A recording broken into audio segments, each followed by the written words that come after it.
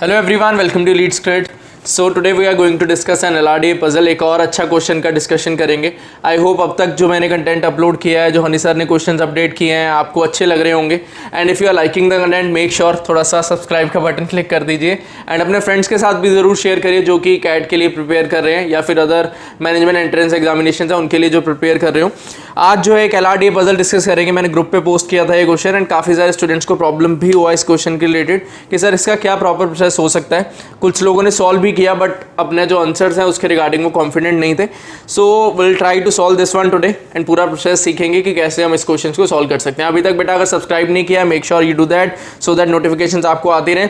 And one more thing, एक Telegram group है हमारा, उसका डिस्क्रिप्शन में लिंक है, उसको भी जरूर ज्वाइन कर लेना। काफ़ी एक्टिव है, वहाँ पे आप क्वेश्चन पोस्ट करके पूछ सकते हो और स्टूडेंट्स भी क्वेश्चन पूछते हैं तो आप उनके डाउट सॉल्व करोगे तो आपका भी अल्टीमेटली प्रैक्टिस जो है वो हो जाएगा। सो मेक श्योर आप ज्वाइन कर लो टेलीग्राम ग्रुप। नाउ बेटा क्वेश्चन पे वापस आते हैं। I hope the statement is visible to your screen से। एक बार रीड करो, डेटा आपके सामने गिवन है। अगर आपने अटेम्प्ट नहीं किया इस क्वेश्चन को तो एक बार वीडियो को स्टॉप करके इसको सॉल्व करने का ट्राई जरूर कर लेना and then only proceed with the video. Okay, start कर रहे हैं straight away. It was given that 16 vacant blocks are to be filled by 8 digits 1 2 3 4 5 6 7 8। Total 8 digits है, मुझे 16 ब्लॉक्स में फिल करने हैं using each digit exactly once. एक digit एक ही बार यूज होगा। Further it is known that, मेरे पास एक टेबल आ गया तो टेबल में ड्रॉ कर लेता हूँ फटाफट से। बेटा ये एक मेरे पास टेबल है। I know that this one is row 1 2 3 4, column 1 column 2 column 3 column 4। ठीक है। Now first point says that no digit can be filled in the blocks R1 and C1। कोई भी R1 एंड C1 में fill नहीं होगा, मतलब कोई भी यहाँ पे फिल नहीं होगा। Similarly R2 and C2, so it simply means that यहाँ पे भी नहीं होगा। Similarly R4 and C3, R4 is this one, C3 is this one, मतलब यहाँ पे कोई भी नहीं होगा। Similarly R3 and C4, मतलब यहाँ पे भी कोई भी डिजिट प्रेजेंट नहीं होगा। ठीक है। I hope this point is clear to everyone. Basic बात है, कुछ ज़्यादा कोई हाईफाई चीज़ नहीं हुई यहाँ पे कि कोई भी डिजिट यहाँ पे फिल नहीं होगा तो हमने यहाँ पे मेंशन कर लिया। ठीक है, आगे बढ़ते हैं। None of the digits 1 2 3 4 are in the same row और इन द सेम कॉलम। तो 1 2 3 4 जो होंगे वो सारे के सारे डिफरेंट रोज में होंगे, सारे के सारे डिफरेंट कॉलम्स में होंगे। ऐसा नहीं हो सकता सेम रो में 1 आ जाए, सेम रो में 2 आ जाए और सेम रो में सेम कॉलम में 1 आ जाए और सेम कॉलम में 2 भी आ जाए। ये नहीं होगा, वो सारे के सारे different rows and different columns में प्रेजेंट होने चाहिए। I hope this point is clear to everyone. Basic चीज है। Next point says that none of the digit 5 6 7 और 8 are in the same row और इन द सेम कॉलम। जो 1 2 3 4 के लिए मेरे पास कंडीशन गिवन है, the same condition is given for 5 6 7 8 as well कि भैया वो सेम रोज में या सेम कॉलम्स में प्रेजेंट नहीं होंगे। Basic point, I hope it is clear to everyone. कुछ प्रॉब्लम नहीं होगा और इसको कुछ साथ में लिखने की भी जरूरत नहीं है। आई होप दिमाग में रह रही होगी ये चीज कि 1 2 3 4 जो है वो सारे के सारे डिफरेंट रोज डिफरेंट कॉलम में होंगे, 5 6 7 8 डिफरेंट रोज डिफरेंट कॉलम में होंगे। ठीक है। Now digits 2 3 4 1 are to be filled in columns R1 R2 R3 R4। ठीक है, तो भैया 2 3 4 and 1 should be filled in row 1 2 3 4 respectively. तो भैया मुझे क्या पता चला कि ये जो 2 है, ये जो 2 है वो या तो इस पोजीशन पे आएगा या इस पोजीशन पे आएगा या इस पोजीशन पे आएगा। Similarly if we talk about this 3 then it will be placed either at this place, either at this place, either at this place. Similarly if we talk about 4 then it will be placed either at this place, this place, this place. 3 जगह मिली। Similarly 1 either this place, either this place, either this place. तो मतलब हर एक जो मेरे पास ये है digit है 2 3 4 1, इनको प्लेस करने के लिए मेरे पास एक रो में 3 प्लेसेस हैं एम्प्टी। यहाँ पे 3 प्लेसेस हैं, यहाँ पे 3 प्लेसेस हैं, यहाँ पे 3 प्लेसेस हैं, यहाँ पे 3 प्लेसेस हैं। ठीक है जी, आगे बढ़ते हैं। Now digits 5 6 7 8 are to be filled in the columns C4 C1 C3 and C2 respectively. ठीक है। नाउ बेटा मेरे पास कह रहा है C4 में होना चाहिए 5, C4 में 5 मतलब 5 आना चाहिए यहीं पे। देन C1 में 6, C1 में 6 होना चाहिए यहाँ पे। सिमिलरली C3 में 7 मतलब यहाँ पे। सिमिलरली C2 में 8 मतलब यहाँ। तो सिमिलरली हम क्या कह सकते हैं भैया, इफ यू टॉक अबाउट 6, अगर मैं 6 की बात करूं तो 6 can be placed at this place और this place. Similarly 8 can be placed at this place, this place, this place. Similarly 7 can be placed either at 3 places, 5 can be placed at these 3 places। तो सबके लिए 3 places मेरे पास vacant. I hope this point is also clear to everyone. इस पर कोई problem नहीं, बिल्कुल बेसिक चीजें चल रही हैं। और आगे प्रोसीड करते हैं और आगे बढ़ते हैं। बेटा मेरे पास नेक्स्ट पॉइंट में कहता है digits 1 and 8 are to be filled such that neither in the same row nor in the same column. तो 1 and 8 में एक रिलेशन दे दिया कि भैया 1 and 8 जो होंगे वो सेम कॉलम या सेम रो में प्रेजेंट नहीं होने चाहिए। Similarly 2 and 7 are to be filled such that neither in the same row nor in the same column. ये सारे पॉइंट्स से मैंने नोट डाउन कर लिए। Let's move to the question, देखते हैं वो क्या कह रहा है। Which of the following blocks must be vacant, must be vacant मतलब डिफरेंट केसेस का फॉर्मेशन हो सकता है, and I will have to consider all the cases so that I will be able to answer the first question. Similarly, which of the following pairs of digits must be placed in adjacent blocks? So it again means that there can be multiple possibilities. So we'll have to pick and choose the different possibilities. So we'll be able to answer this particular question. Now third question, if the 5 is not filled in row 1 simply means that यहाँ पे भी different cases का formation possible हो रहा है। Which of the following must be true? Question 4 again, which of the following must be true? कौन सी चीज़ ऐसी है जो must be true होगा ही होगा? तो मतलब क्या है, यहाँ पे भी मुझे केसेस का कंसिडरेशन करना ही पड़ेगा। It simply means that if we check all 4 questions we get to know that कि भैया मेरे पास डिफरेंट पॉसिबिलिटीज़ का फॉर्मेशन होगा ही होगा। मे बी 2 बने, may be 3, may be 4, may be 5, may be 6, but possibility बनना श्योर हो चुका है। ठीक है, श्योर हो चुका है कि बनेगा ही बनेगा। नाउ अब देखते हैं कि भाई पॉसिबिलिटीज कम कैसे करें। मैं अब 6 पॉसिबिलिटी अगर बन रही हैं तो 6 की 6 तो नहीं चेक करूंगा, ऑब्वियस सा बात है। मुझे किसी तरह से केसेस को एलिमिनेट करना होगा सो दैट मुझे 2, 3 या 4 तक केसेस का चेकिंग करना पड़े। लेट्स सी कैसे वो चीज़ हो सकती है। बेटा क्वेश्चन में मेरे पास ये गिवन कह दिया था, जो सारे पॉइंट्स हैं यहाँ पे आपकी स्क्रीन पे भी विजिबल है, जो सारे पॉइंट्स हैं वो सारे मैंने नोट डाउन कर लिए। इसके अलावा मेरे पास कोई और पॉइंट नहीं बचता है। कुछ मेरे पास पॉइंट्स हैं, उनको कंसीडर करने का ट्राई करते हैं।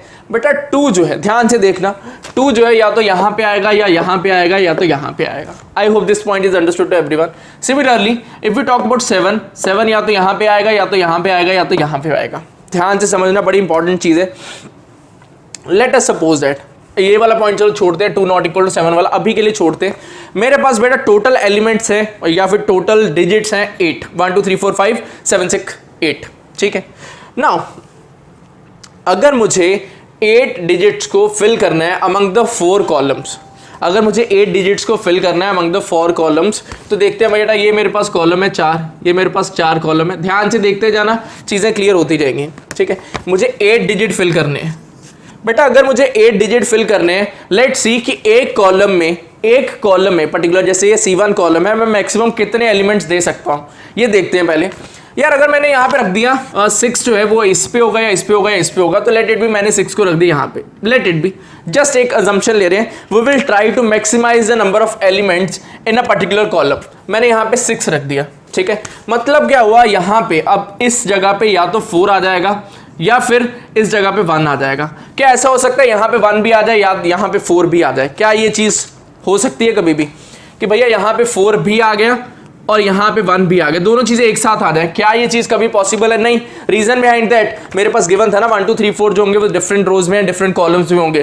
तो अगर मैंने यहाँ पे 4 रख दिया तो सेम कॉलम में 1 नहीं आ सकता। सिमिलरली अगर मैंने यहाँ पे 1 रख दिया तो सेम कॉलम में 4 नहीं आ सकता। तो इससे मुझे क्या पता चला कि मैक्सिमम टू मैक्सिमम जो मैं यूनिट्स या प्लेसेस में दे सकता हूँ डिजिट्स को एक कॉलम में, that will be equal to 2 only. ऐसा नहीं हो सकता कि मैं 3 एलिमेंट यहाँ पे फिल कर दूँ कभी भी। किसी भी कॉलम की अगर बात करूँ, किसी भी कॉलम की बात करो, लेट इट बी मैंने C2 की बात कर ली, C2 की बात करी, 8 सोचो कहाँ पे रखना चाहते हो, लेट इट बी आपने 8 रख दिया यहाँ पे, यहाँ पे, यहाँ पे, लेट इट बी मैंने 8 रख दिया यहाँ पे। ठीक है, अगर मैं 8 को यहाँ पे रखता हूँ तो क्या होगा बेटा, या तो इस प्लेस पे 4 आ सकता है, यहाँ पे 4 आ सकता है, या फिर यहाँ पे 2 आ सकता है। अगर मैंने यहाँ पे रख दिया 2 तो मतलब क्या हुआ, सेम कॉलम में 4 प्रेजेंट नहीं हो सकता। सिमिलरली अगर मैंने यहाँ पे रख दिया 4 तो इस जगह पे 2 नहीं हो सकता। सो इससे मुझे एक बड़ी प्यारी चीज़ समझ में आ रही है कि भैया एक कॉलम में मैं 2 से ज़्यादा डिजिट्स जो है वो कभी भी प्लेस नहीं कर सकता। एक कॉलम में कभी भी 2 से ज़्यादा डिजिट्स मैं प्लेस नहीं कर सकता। सिमिलरली फॉर कॉलम 2, 3 एंड 4 सारे के सारे कॉलम्स में वो चीज़ वर्क करेगी, सारे के सारे कॉलम्स में वो चीज़ वर्क करेगी कि 2 से ज़्यादा डिजिट्स को मैं प्लेस कभी कर नहीं पाऊंगा। तो मतलब यहाँ पे 2 आएंगे ज़्यादा से ज़्यादा, यहाँ पे 2 आएंगे ज़्यादा से ज़्यादा, यहाँ पे 2 आएंगे ज़्यादा से ज़्यादा, यहाँ पे 2 आएंगे ज़्यादा से ज़्यादा। टोटल मुझे 8 डिजिट्स को प्लेस करना है। 2 डिजिट कॉलम 1 में प्लेस हो जाएंगे, 2 कॉलम 2 में, 2 कॉलम 3 में, 2 कॉलम 4 में। I hope this point is clear to everyone. ये बेसिक अंडरस्टैंडिंग थी। अगर ये हो जाती उसके बाद क्वेश्चन बहुत ज़्यादा ईजी था, बट ये समझना ज़रूरी था। Similarly we talk about row wise देखो, जो हमने कॉलम पे चीज़ अप्लाई करी क्या वो रो पे होगी। और एक और चीज़ किसी के दिमाग में आ रहा होगा कि सर शायद एक पॉसिबिलिटी हो जाए कि यहाँ पे 1 एलिमेंट आ जाए, कॉलम 4 में 1 एलिमेंट आ जाए 2 की जगह पे, तो उससे क्या होगा कि बेटा अगर यहाँ पे 1 आ गया तो किसी और जगह पे 3 आने पड़ेंगे ना, सो दैट मेरे 8 के 8 डिजिट्स जो हैं वो प्लेसेस में फिल हो जाए। अगर किसी पे 1 आए तो दूसरी जगह पे 3 आने होंगे, विच इज नॉट पॉसिबल। तो मतलब 2 का ही डिस्ट्रीब्यूशन पॉसिबल है। सिमिलरली रो की अगर मैं बात करूं, बेटा यहाँ पे आपने 2 रख दिया, लेट इट भी यहाँ पे आपने 2 प्लेस कर दिया, इस कॉलम में या इस कॉलम में आप 7 और 5 में से कोई एक ही रख पाओगे, दोनों को तो रख नहीं पाओगे। So you will get to know that यहाँ पे भी 2 डिजिट, सारे के सारे रोज में 2 डिजिट, सारे के सारे कॉलम्स में 2 डिजिट्स ही आने चाहिए। यहाँ तक बेसिक अंडरस्टैंडिंग मुझे हो चुका है, इतना अंडरस्टूड था। ऑल्दो मैंने ये समझाया क्योंकि काफ़ी सारे स्टूडेंट से रिलेट ना कर पाते, अगर मैं इस चीज़ को बाईपास कर देता तो I didn't bypass this so that समझ में आ जाए। यहाँ तक समझ में आना जरूरी था कि एक कॉलम में 2 एलिमेंट्स आने ही पड़ेंगे, एक रो में 2 एलिमेंट्स आने ही होंगे। ठीक है, ये बेसिक अंडरस्टैंडिंग था। इसके अलावा आगे बढ़ते हैं, आई होप क्लियर हो गया होगा ये वाला पॉइंट। ठीक है, अब आगे बढ़ते हैं। बेटा एक चीज़ समझो, 2 नॉट इक्वल टू 7 का मतलब क्या है कि भाई अगर मैंने यहाँ पे 2 रख दिया, अगर मैंने इस जगह पे 2 रख दिया तो 7 जो है वो इस कॉलम में प्रेजेंट नहीं हो पाएगा। 7 इस कॉलम में प्रेजेंट नहीं हो पाएगा, बट 7 को इसी कॉलम में आना है, but it will not be possible. समझ में आ रहा होगा कि भाई यहाँ पे 2 तो मैं कभी रख नहीं सकता, यहाँ पे 2 कभी भी नहीं रख पाऊंगा। Similarly if we talk about 7, क्या मैं यहाँ पे कभी 7 रख पाऊंगा? क्या कभी 7 रख पाऊंगा? अगर बेटा मैंने 7 यहाँ पे रखा तो इस रो में ही 2 आना है। 7 and 2 can not be present in the same row, तो मतलब 7 भी नहीं रख सकते। क्या 2 and 7 के अलावा कोई और मैं यहाँ पे रख सकता हूँ? किसी और को रख सकता हूँ यहाँ पे? क्या मैं यहाँ पे 3 को रख सकता हूँ? नहीं, 3 को इस रो में आना है। क्या मैं 4 को रख सकता हूँ? नहीं, 4 को इस रो में आना है। 1 को रख सकता हूँ? नहीं, 1 को नीचे वाली रो में आना है। तो इट सिंपली मीन्स दैट 2 और 7 में से अगर कोई भी यहाँ पे प्रेजेंट नहीं हो रहा तो कोई भी नहीं आएगा, कोई भी नहीं आएगा। ठीक है, 2 भी नहीं आ रहा, 7 भी नहीं आ रहा, तो मतलब कोई भी नहीं आना चाहिए। Similarly if we talk about 1 not equal to 8 वाला पॉइंट, बेटा 1 नॉट इक्वल टू 8 वाला पॉइंट क्या हुआ? अगर यहाँ पे मैं 1 रखूंगा तो इस कॉलम में 8 नहीं आ पाएगा। अगर मैंने यहाँ पे 8 रख दिया तो इस रो में 1 नहीं आ पाएगा, मतलब इस जगह पे कोई भी नहीं आएगा। समझ में आ गई? इतनी चीजें आ गई समझ में। अब मेरे पास ये 2 जगह बची, यहाँ पे 2 जगह बची, यहाँ पे 3 जगह बची, यहाँ पे 3 जगह बची। अब आपका बेसिक अंडरस्टैंडिंग क्या कहता है, कौन से पॉइंट पे अटैक होना चाहिए? क्या आप जहाँ पे 3 प्लेसेस एम्प्टी है वहां पे अटैक करोगे, या जहाँ पे 2 प्लेसेस एम्प्टी है वहां पे अटैक करोगे? दिमाग में बैठ रही है ये चीज, दिमाग में बैठ रही कि भाई अगर 2 प्लेसेस बचे हैं तो यहाँ पे अटैक करना ईजी है। अगर मैं 3 जगह पे अटैक करने का ट्राई करूंगा it will B hectic for me, तो बेटर है कि 2 वाला जो है उसके ऊपर ट्राई करते हैं। तो 2 केसेस बना लेते हैं, 2 केसेस बना लेते हैं फटाफट से। बेटा अगर समझ में आ रहा है तो लाइक करके जाना, अपना फीडबैक जरूर दे के जाना। ठीक है,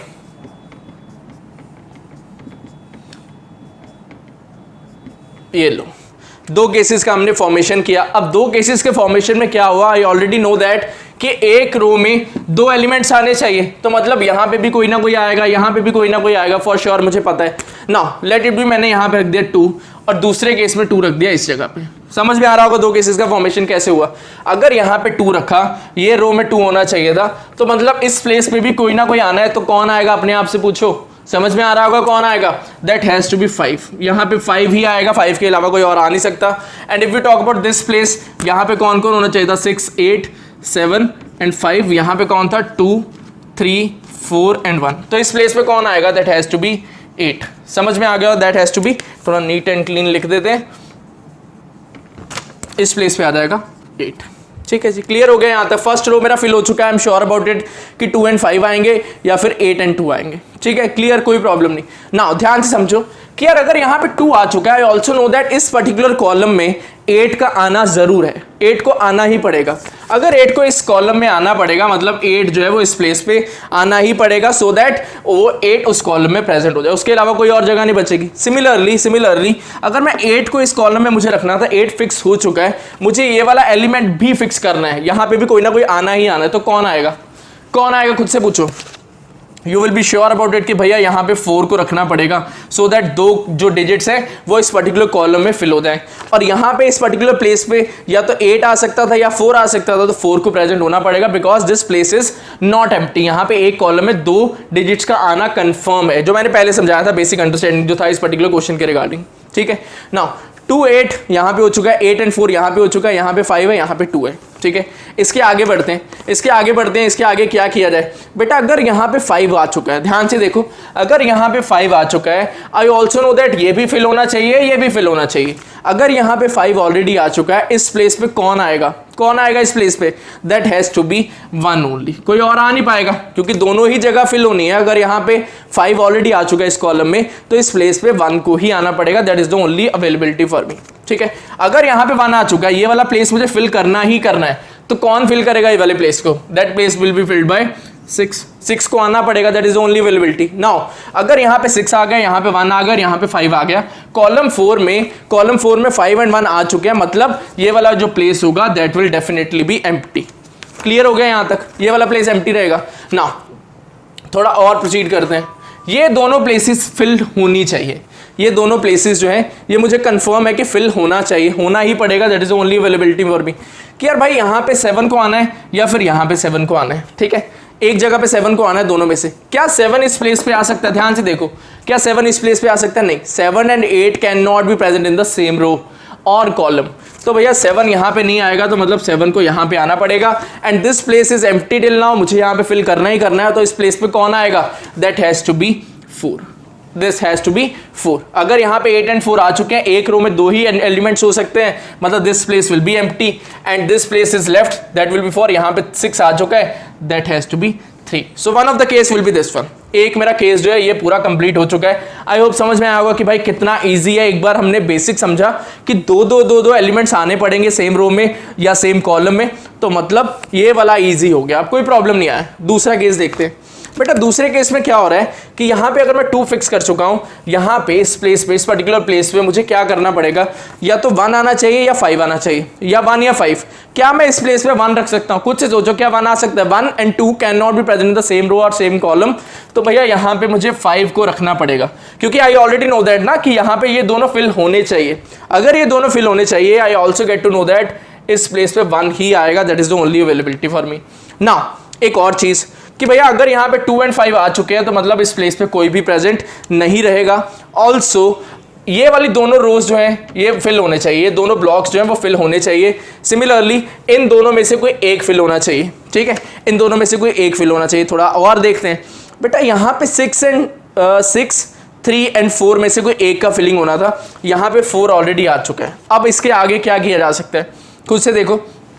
1 and 8 can not be present, 2 and 7 can not be present, fine, कोई इशू नहीं है। मेरे पास बचा 3 एंड 4, 6 एंड 7।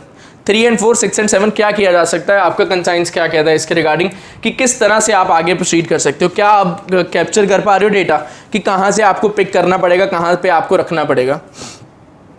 देखो जल्दी से, देखो जल्दी से बेटा। अगर यहाँ पे 1 ऑलरेडी आ चुका है, यहाँ पे 4 ऑलरेडी आ चुका है, यहाँ पे 2 ऑलरेडी आ चुका है, तो I get to know that मेरा 3 किस कॉलम में आएगा, that has to be present in this particular column. 3 को इसी कॉलम में आना पड़ेगा। एंड रो कौन सी होगी? ये वाली रो नहीं हो सकती क्योंकि 1 आ चुका है। ये वहां पे 4 आ चुका है, ये वाली रो नहीं हो सकती। यहाँ पे 2 आ चुका है, तो ये भी रो नहीं हो सकती। मतलब 3 को किस रो एंड कॉलम में आना पड़ेगा? 3 को इसी जगह पे आना पड़ेगा, that is the only availability.